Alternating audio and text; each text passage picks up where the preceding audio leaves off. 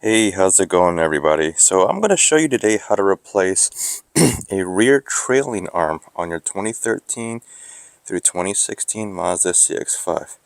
The trailing arm on this vehicle is going to actually be this piece right over here, as you can see, and it connects your rear axle to basically the subframe here of the vehicle, the underbody of the vehicle.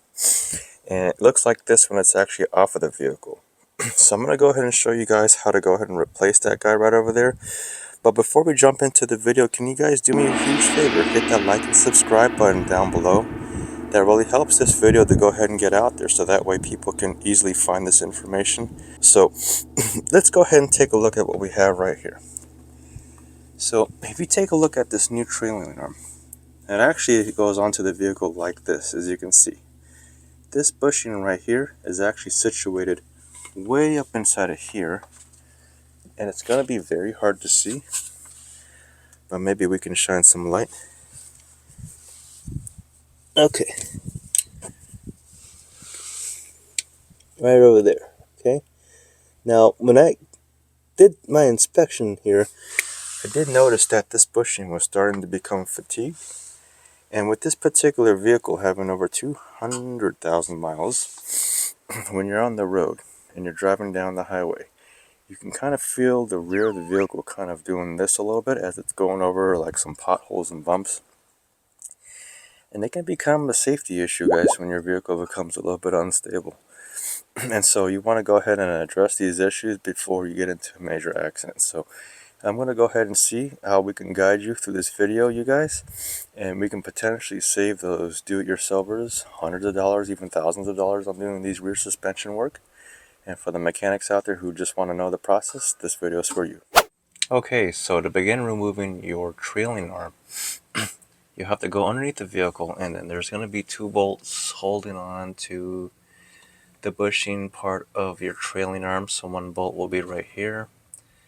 There's also another bolt that's like right over here, you can see. Okay, there's also this emergency brake cable, which is being held on by a bracket here, and there's another bracket right over here. Okay, and there are these three large what are these, like 19mm bolts or something like that. Okay, so in order to gain access to these two bolts over here, this plastic cover is in my way. Okay, this plastic cover is being held on by like a 10mm and then a set of like snap pins over here. Okay, these push pins. So we're gonna have to drop this cover a little bit to give us more clearance to get access to those bolts over there, and then we'll proceed with removing these brackets for the emergency brake cable, and then we'll go ahead and remove these bolts over here. Okay.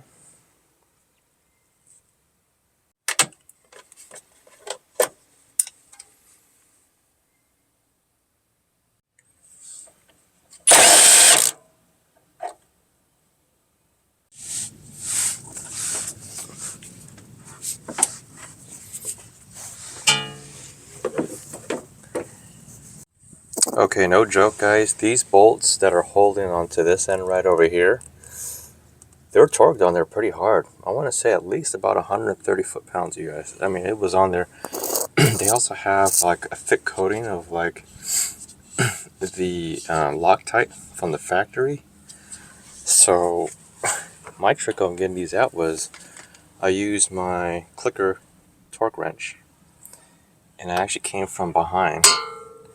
And as I got these onto the bolts like these right over here, okay, I actually came from behind over here, and it's better to like pull, because you can pull and add a lot more torque than it is to push down on something. I mean, since this is an awkward position, so you can kind of position yourself here. But again, if you're doing this at a shop, if you're a mechanic, it's a lot easier because you can raise the car on a lift and you can have all the access. So you can use a very long torque bar to get these out very easily. But if you're working on the ground like I do, and you have to come up with some innovative ways. So this is kind of how I was able to break these out. But yeah, they're torqued on there pretty hard, you guys. So little FYI.